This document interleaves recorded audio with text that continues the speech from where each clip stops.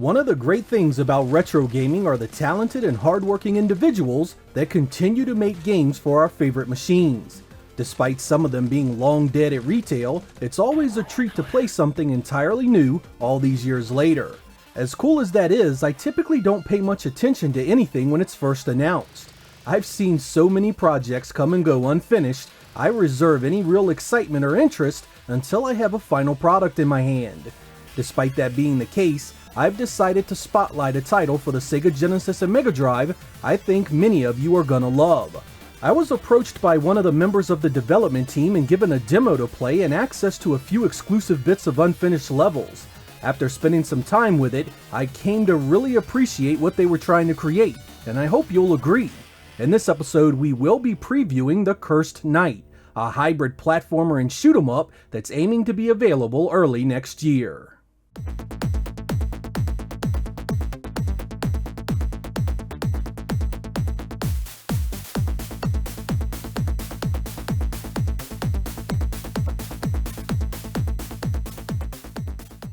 The setup of the game is simple. You are the dedicated knight Calder sworn to protect the royal princess, but the king has found out about your love affair.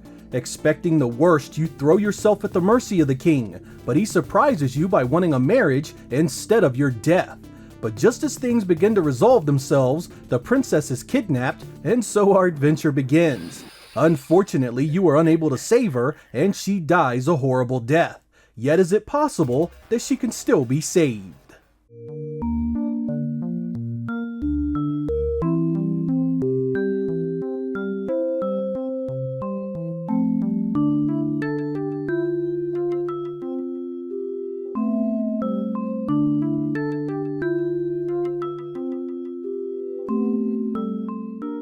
When you first take control of the Cursed Knight, you are greeted to some horizontally scrolling shoot 'em up action.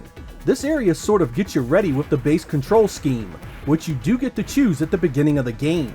Whether you have a 3 or 6 button Genesis pad, you're taken care of.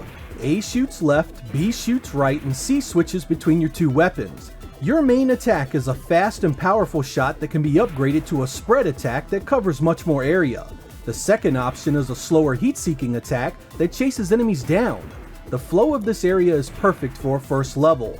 You aren't crushed under enemy fire, and there is plenty of room to maneuver and get used to how things feel. Once you finish that up, you are greeted with another stage that exercises your platforming skills.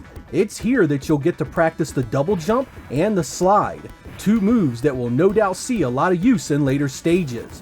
There are a few boss fights to contend with as well.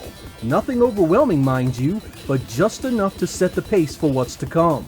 You also get an area that shows you what the reverse gravity gameplay will be like. You get to switch this on at will in order to navigate the level without dying. The entire thing has a Mega Man feel to it, which I'm sure many of you probably recognize by now.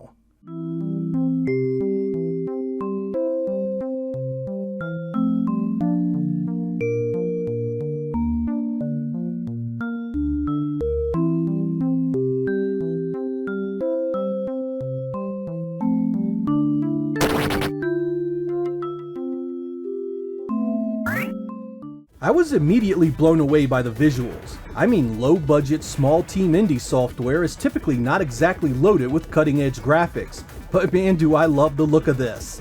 Not only do you get all that great parallax scrolling back there, but the bosses are huge, and you just gotta love the pseudo 3D effects that are starting to pop up in the rest of the game.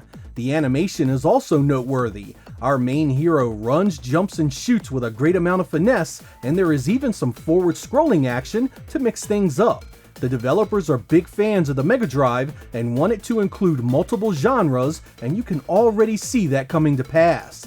Even in its unfinished state, you can really see the variety that's being focused on.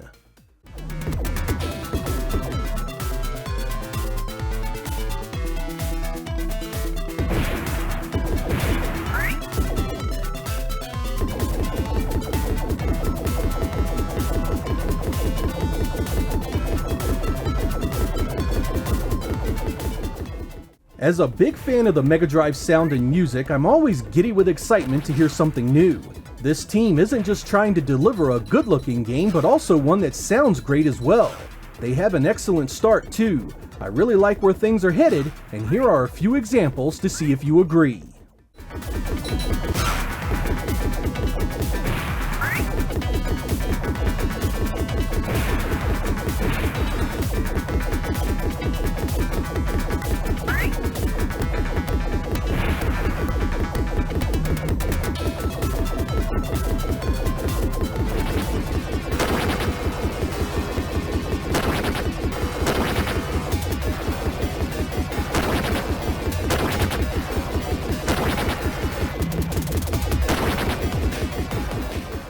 Indie games come and go all the time. Some are great, some are okay, and some outright suck. I appreciate the hard work and skill involved to create them all, however. Every so often the stars align to give us a truly great one, and I think The Cursed Knight is poised to do just that. It's still quite a ways away from being finished, but already you can see the building blocks of a must-own for your Genesis and Mega Drive. I'm gonna drop some links in the description so you can keep up with this one and play the demo. With any luck, we'll be playing it early next year, and I'll be back with a full review. I'm Sega Lord X, thank you guys for watching, and I will catch you next time.